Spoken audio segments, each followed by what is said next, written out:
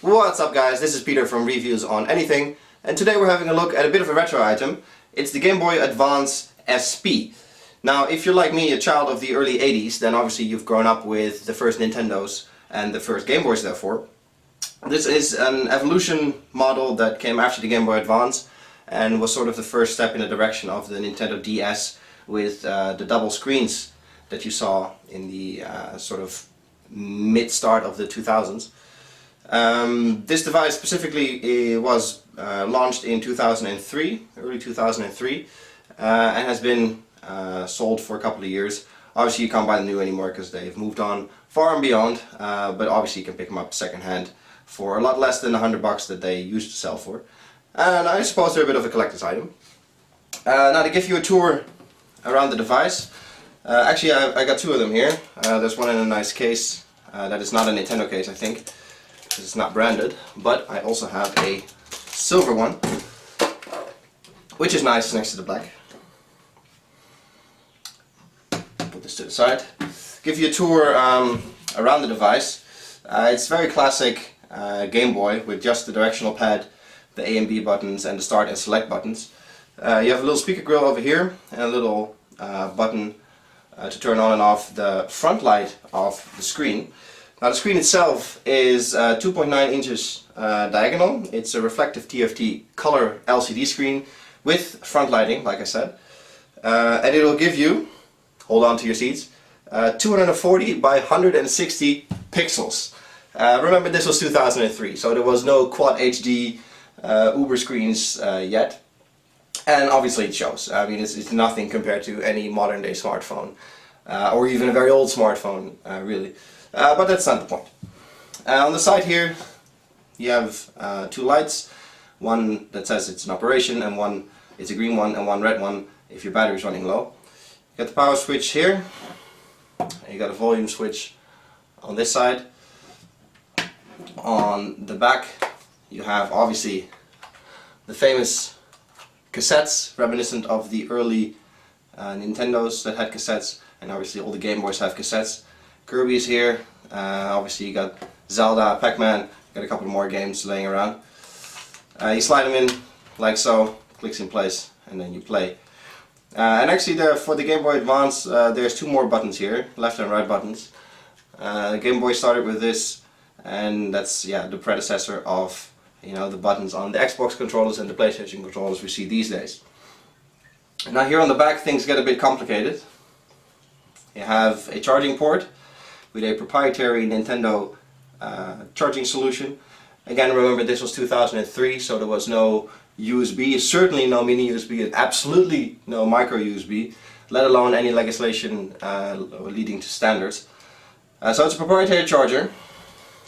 Actually I got the charger right here, as you can see. Plugs right in, one way up, and then you charge the device. You can actually play while you're charging with a little power brick. But an extra long cord. It's unusually long, especially compared to today's sort of USB chargers, so that's obviously with playing while charging in mind. Over here you have an additional port that you can use for multiplayer games, so you can link two Game Boys together, and you can also buy a dongle, because as you can probably tell there's no 3mm or 3.5mm headphone jack, so you can buy a dongle that goes in here that gives you that headphone jack. So if you want to listen with headphones on, that's the way to do it. Now the device has two options, obviously, closed and open.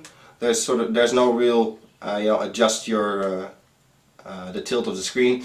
You could theoretically do it, but it doesn't stay in place. So it clicks in place like this, and that's pretty much how you play. You hold it like this, and as you can see, it's a very small device. It's very thin. To give you the specific dimensions, I'll put them up on the screen as well. Actually, it is 8.4 by 8.2 by 2.44 centimeters big, and that's obviously like this when it's closed. Powering this is a 32-bit CPU. It is the ARM7 TDMI. So yeah, 32 bits. Again, nothing we can imagine today, but it's plenty to push this little screen and the little amount of pixels around. It has a built-in battery, hence the recharging. Obviously, that gives you about 10 hours of playback time when it was new. Wouldn't really know how much it is now, but I suppose it's not that far off. It actually holds its charge pretty well. If you don't use it for a month or two, then it's still, you know, charged as it was. So that's kind of nice. It weighs about 142 grams, and that's really what the physical, you know, limitations and specs of the device. Nice little bit of Nintendo branding here, and as you can see on the black one, some nice Gameboy Advance SP here as well. If you power it up, you're greeted with a nice Game Boy logo. There we go, Super Mario. That's in this one.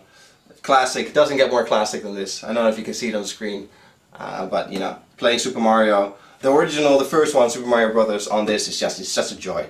And it's really nice. I suppose with today's quality of video games and today's quality of graphics, I mean, there's no comparison. But the way I see it, this is so far off that it's actually kind of cool to play. It's just like playing Pac-Man, it's just like playing retro arcade games. It's so far from what we have today that it's actually kind of cool to play, and you don't mind the bad graphics. If you play something from, let's say, 3 or 4 or 5 years ago, that's just, you know, it's good compared to this, but it's not good compared to what we have in a modern console, let alone handheld. So that then you have the feeling like bad graphics, bad engine, and so on and so, compared to, you know, modern day device. But with this, it's so far off that it's actually kind of cool to play.